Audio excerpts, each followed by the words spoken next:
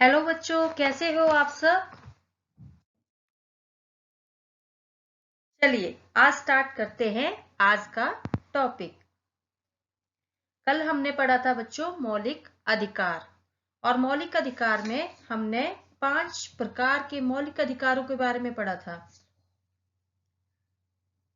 जिसमें से हमने 5 मौलिक अधिकारों को अच्छे से डिस्कस कर लिया था। तो आज हम फिर से एक बार उनको रिवाइज कर लेते हैं।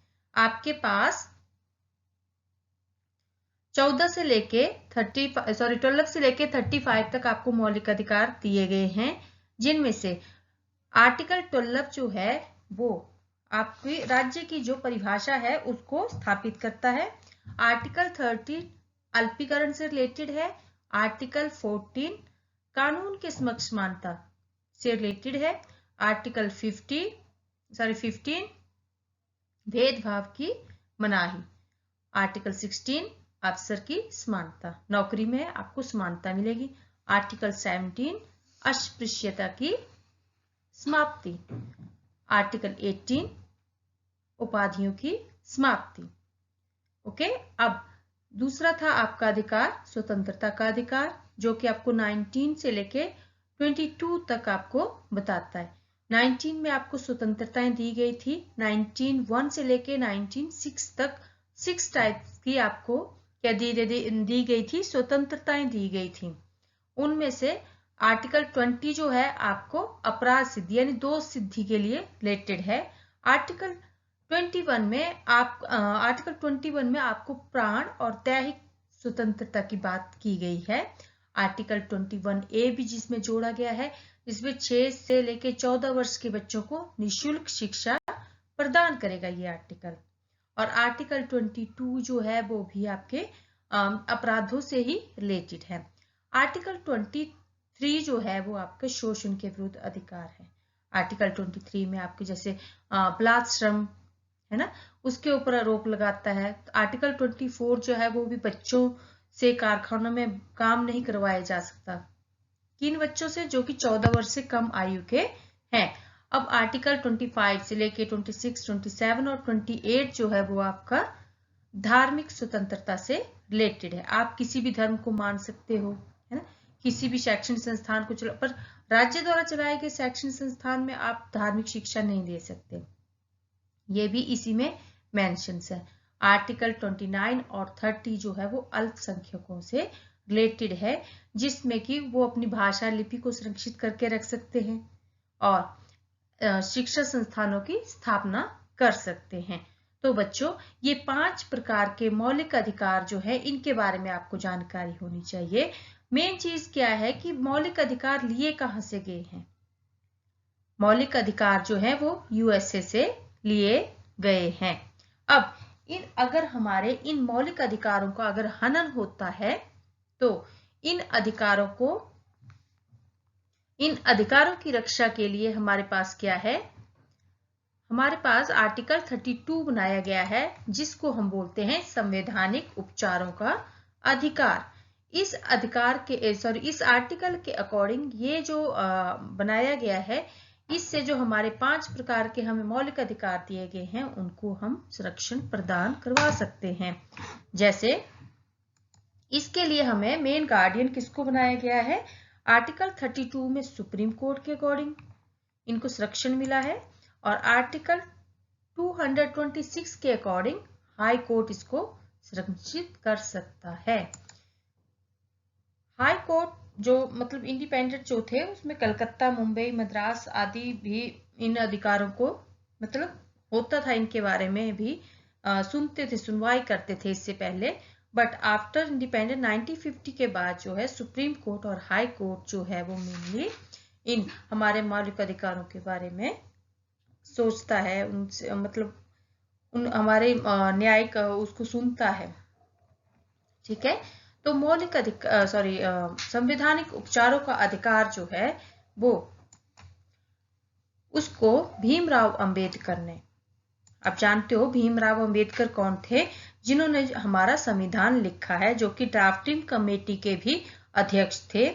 तो उन्होंने भारतीय संविधान के जो संवैधानिक उपचारों के अधिकार हैं, आर्टिकल 32 को क्या बोला है? संविधान का हृदय और आत्मा। ये क्वेश्चन मेनली बहुत बार आ जाता है कि संविधान का हृदय और आत्मा किसको बोला गया और किसने बोला है। तो पहले तो ये आएगा, संविधान का हृदय और आत्मा संवैधानिक उपचारों के अधिकार को बोला है, जो कि हमारे आर्टिकल 32 में है।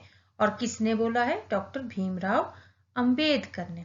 और एक क्वेश्चन और आता है कि संविधान की कुंजी किसे कहा गया है? अब संविधान की कुंजी हमारी प्रस्तावना को कहा गया है। चलिए अब डिस्कस करते हैं कि इन अधिकारों की सुरक्षा के लिए क्या किया है गवर्नमेंट, क्या बनाया है उसके बारे में। तो इसके लिए हमें रिट दे दी गई है। रिट जो होता है एक प्रकार का विशेषाधिकार है।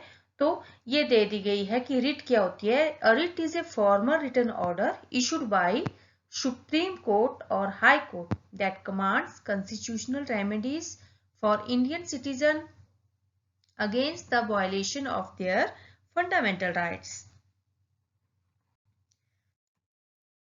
संवैधानिक उपचार के अधिकार के अंतर्गत 5 प्रकार के प्रावधान हैं, यानी कि संवैधानिक उपचारों के अधिकार के अंतर्गत हमें 5 प्रकार की रिट प्रदान की गई है। तो चलिए डिस्कस करते हैं। नंबर वन है आपके पास हैबियस कॉर्पस, जिसको हिंदी में कहा जाता है बंदी प्रत्यक्षीकरण लेख। अब इसके अकॉर्डिंग जो है आपको सिर्फ ये याद रखना है, टू हैव द बॉडी। इसका मतलब होता है प्रत्यक्षीकरण यानी कि प्रस्तुत करना। बंदी प्रत्यक्षीकरण द्वारा किसी भी गिरफ्तार व्यक्ति को न्यायालय के सामने प्रस्तुत किए जाने का आदेश जारी किया जाता है। यदि गिरफ्तारी का तरीका या कानून गैर कानूनी या संतोषजनक ना हो तो न्यायालय व्यक्ति को छोड़ने का आदेश जारी कर सकता है। यदि भाई किसी पुलिस थाने में किसी व्यक्ति को गिरफ्तार कर लिया गया है तो उसे एक निश्चित समय के अंतर्गत किसी नजदीकी न्यायालय में उसे पेश किया जाएगा। उसे बहुत लंबे समय तक कैद करके नहीं रखा जाता, कुछ समय के अकॉर्डिंग उसको न्यायालय में पेश किया जाता है। अगर उसकी गिरफ्तारी गैर कानूनी तरीके से हुई है तो उसे छोड़ा जा सकता है। ये है आपका बंदी प्रत्यक्षीकरण लेख। तो ये जो है ये व्यक्ति की जो है व्यक्तिगत स्वतंत्रता से रिलेटेड एक रिट है। किससे रिलेटेड है? ये एक आम आदमी से रिलेटेड एक रिट है, जो अधिकार एक नागरिक को दिया गया है कि वे रिट जारी करवा सकता है। Next one is mandamus. Mandamus का मतलब होता है परमादेश। परमादेश, वी कमांड वी ऑर्डर, हम आदेश देते हैं। क्या आदेश देते हैं? यह आदेश उन परिस्थितियों में जारी किया जाता है जब न्यायालय को लगता है कि कोई सार्वजनिक पदाधिकारी अपने कानूनों और संवैधानिक कर्तव्यों का पालन नहीं कर रहा है और इससे किसी व्यक्ति का मौलिक अधिकार प्रभावित हो रहा है। तो जब हम ये देखते हैं कि जब न्यायालय को ये लग रहा है कि कोई सार्वजनिक कोई किसी अच्छे पद पर कोई बैठा हुआ अधिकारी है, वो अपने संवैधानिक कर्तव्य जो उसकी ड्यूटीज है उसके अकॉर्डिंग काम नहीं कर रहा है और हमारे ही मौलिक अधिकारों का उल्लंघन हो रहा है, तो हम क्या कर सकते हैं? हम सुप्रीम कोर्ट या हाई कोर्ट में जाके उसके खिलाफ रिट जारी करवा सकते हैं कि नहीं भाई ये चीज जो है वो हमारे मौलिक अधिकारों का उल्लंघन कर रही है, तो आप इसके बारे में देखो। ठीक है, तो ये है मैडमस। उसके बाद हम डिस्कस करेंगे नंबर 3 प्रोहिबिशन। प्रोहिबिशन होता है निषेधाज्ञा या टू स्टॉप। जैसे जब कोई निचली अदालत अपने अधिकार क्षेत्र को अतिक्रमित कर किसी मुद्दे की सुनवाई करती है तो ऊपर की अदालतें उसे ऐसा करने से रोकने के लिए निषेधाज्ञा या प्रतिषेध लेख जारी करती है। अब प्रोहिबिशन का मतलब ही क्या होता है? मनाही करना, यानी कि मना कर देना किसी चीज के लिए। और हम ऐसे भी बोल देते हैं कि स्टॉप, एक स्टे ले लेना किसी चीज को कि नहीं भाई अब ये चीज नहीं होगी। जब कोई निचली अदालत अपने अधिकार क्षेत्र को, यानी कि जब हमारा हाई कोर्ट जो है वो अपने अधिकार क्षेत्र से बाहर जाके काम करेगा, किसी बाहरी क्षेत्र के मुकदमे को सुनवाई करेगा, तो हमारा सुप्रीम कोर्ट क्या है उसके ऊपर रोक लगा देगा। तो ये मेनली क्या है कि सुप्रीम कोर्ट से हाई कोर्ट पे, हाई कोर्ट से डिस्ट्रिक्ट कोर्ट के ऊपर एक प्रकार से की प्रोहिबिशन है, एक प्रकार का स्टे होता है जो कि लगाया जा सकता है। तो इसी को हम बोलते हैं निषेधाज्ञा या प्रतिषेध लेख। उसके बाद है number 4 quo warranto. Quo warranto का मतलब है अधिकार परीक्षा। अधिकार परीक्षा का क्या मतलब हुआ कि क्यू वारंटो पे वारंट बताओ, है ना। वारंट क्या है, जब न्यायालय को लगता है कि कोई व्यक्ति ऐसे पद पर नियुक्त हो गया है जिस पर उसका कोई कानूनी अधिकार नहीं है, यानी कि गैर वैधानिक तरीके से वो उस पोस्ट के ऊपर बैठा हुआ है, तो न्यायालय उसको क्या बोल सकता है कि आप ये अपने जो प्रूफ है वो दिखाओ कि आप किस अधिकार से इस पदवी के ऊपर कार्य कर रहे हो। तो न्यायालय अधिकार परीक्षा आदेश जारी कर व्यक्ति को उस पद पर कार्य करने से रोक देता है, और जब तक ये साबित नहीं हो जाता कि वो उस पद के काबिल है या वो वैधानिक तरीके से उस पद के ऊपर बैठा हुआ है, तब तक वह उस कार्य को नहीं कर सकता है। तो ये है आपका quo warranto writ. Next one है आपका सर्टियोरिटी। सर्टियोरिटी मतलब उत्प्रेषण लेख। अब ये जो है ये भी आपका अदालतों से रिलेटेड है ना, न्यायालय से रिलेटेड है। ठीक है, जब कोई निचली अदालत या सरकारी अधिकारी बिना अधिकार के कोई कार्य करता है तो न्यायालय उसके समक्ष विचाराधीन मामले को उससे लेकर उत्प्रेषण द्वारा उससे ऊपर की अदालत या समक्ष अधिकारी को स्थानांतरित कर देते हैं कि नहीं भाई, वो सुप्रीम कोर्ट बोल रहा है उच्च न्यायालय को कि आप अपना काम ढंग से नहीं कर रहे हो। ठीक है, तो उसके द्वारा दिया गया जो फैसला है उसको सुप्रीम कोर्ट चेंज भी कर सकता है। दैट इज कॉल्ड योर उत्प्रेषण रिट। नंबर 5 रिट्स थी, तो ये डिस्कस हो गए। अब मैं आपके लिए लेके आई हूं कुछ फंडामेंटल राइट्स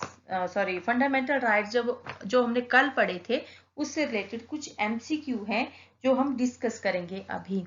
ओके, तो आप भी तैयार हो जाओ क्योंकि आपने कल पढ़ा था फंडामेंटल राइट्स के बारे में 12 से लेके 30 तक। तो आपने मुझे बताना है या सोचना है खुद से कि क्या आंसर होगा। Question number 1, fundamental rights are number 1 justifiable, non justifiable. Number 3 है फ्लेक्सिबल है, रिगिड है। तो आप ये बताइए कि इसका सही आंसर क्या होगा। फंडामेंटल राइट न्याय संगत है, गैर न्याय संगत है, लचीले हैं या थोड़े से वो कठोर जैसे हैं, कैसे हैं भाई। तो इसका सही आंसर है फंडामेंटल राइट्स आर जस्टिफाइएबल।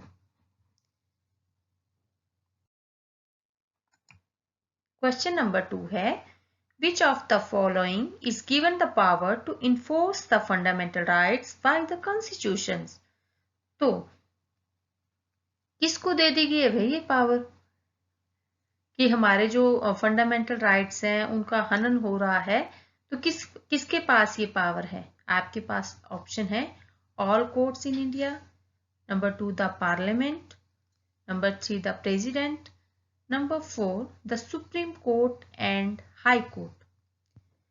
हमारे फंडामेंटल राइट से रिलेटेड कॉन्स्टिट्यूशन में जो प्रावधान किया गया है उसके अकॉर्डिंग हमारी जो शक्तियां हैं फंडामेंटल राइट्स की वो किस में निहित हैं, वो है, सही आंसर है इसका the supreme court and high court.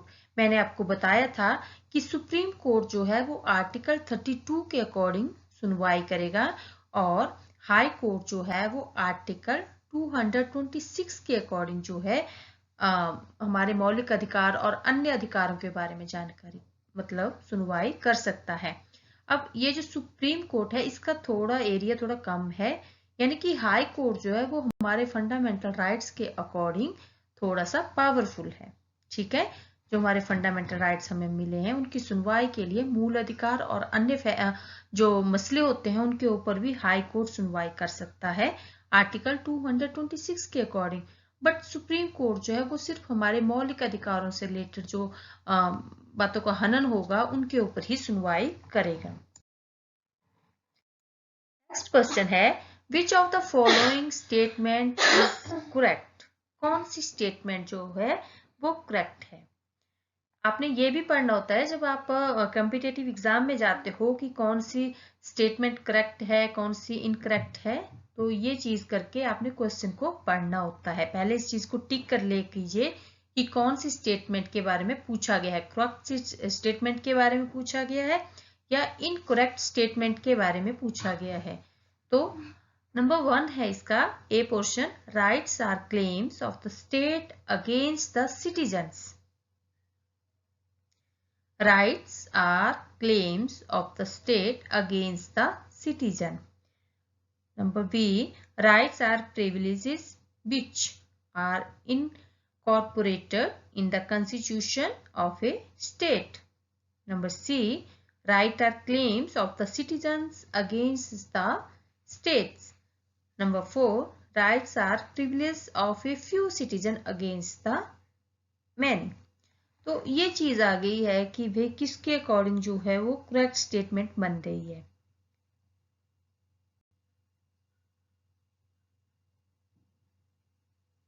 तो इसका सही आंसर है option C, rights are claims of the citizen against the states. Next question, which of the following is correct? के पास दिया गया है कि कौन सी जो स्टेटमेंट है वो करेक्ट है। Option A, the Nehru report 1928 had advocated the inclusion of fundamental rights in the constitution of India। तो इसके अकॉर्डिंग ये बताया गया है कि नेहरू रिपोर्ट के अकॉर्डिंग ये बताया गया था कि फंडामेंटल राइट्स जो हैं वो इंडिया के संविधान में होने चाहिए। Advocated sorry. Number 2, the government of India act 1935 refer to fundamental rights. तो ये जो हमारा गवर्नमेंट ऑफ इंडिया एक्ट है 1935, इसने जो हमारे फंडामेंटल राइट्स को रेफर किया था। Number C, the August offer जो कि 1940 में हुआ था, अगस्त प्रस्ताव जो था उसमें इंक्लूड किया गया था हमारे फंडामेंटल राइट्स को। Number 4, the Cripps mission 1942 refer to fundamental rights. तो हमारा जो क्रिप्स मिशन था 1942 उसके अकॉर्डिंग जो है ये फंडामेंटल राइट्स को, जो हमारे मौलिक अधिकार है, उनको रेफर किया गया था। तो बच्चों आपको तो पता है कि ये जो मेन चीज हुई थी ये किससे रिलेटेड है, हमारे फंडामेंटल राइट्स जो है वो किससे रिलेटेड हैं? ये हैं द नेहरू रिपोर्ट 1928 से रिलेटेड है। ठीक है, इनमें इनका जिक्र किया गया था। Next question, which of the following rights can be enforced under Article 32 of Indian Constitutions? अब आप ये बता दीजिए कि आर्टिकल 32 जो है वो किससे रिलेटेड है। ठीक है, किन अधिकारों की रक्षा के लिए वो बनाया गया था?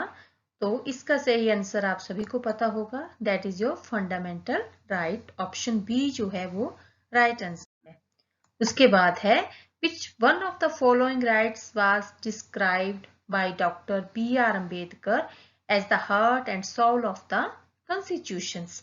ये क्वेश्चन मैंने जब आपके संवैधानिक उपचारों के अधिकारों के बारे में बात करने लगी थी तभी से मैंने डिस्कस किया था कि B.R. अम्बेडकर ने किस आर्टिकल को संविधान की आत्मा कहा है।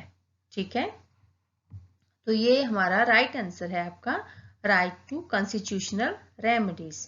राइट टू कॉन्स्टिट्यूशनल रेमेडीज को डॉक्टर B.R. अम्बेडकर ने कहा है as the heart and the soul of the constitutions. Next question, which of the following is regarded as the protector of fundamental rights of citizen and guardian of the Constitution of India? अब ये बता दीजिए भाई कि किसको बोला है guardian of constitution का।